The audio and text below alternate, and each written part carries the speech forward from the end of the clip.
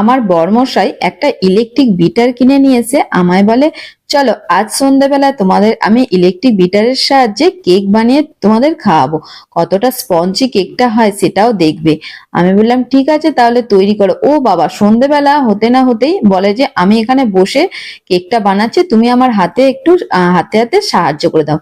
আমি বললাম তাহলে তুমি আর কোথায় বানাচ্ছ, আমিও তো তোমার দলে রয়েছি।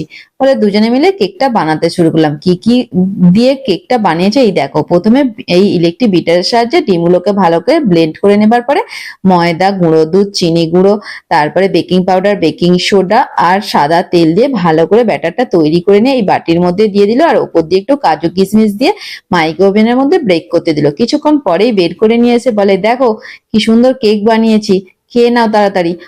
আমি তো আর লোভ সামলাতে পারলাম না, আমি ঠান্ডা না হতেই আমি সঙ্গে সঙ্গে কেটে নিলাম। দেখো তো কি সুন্দর হয়েছে। তাহলে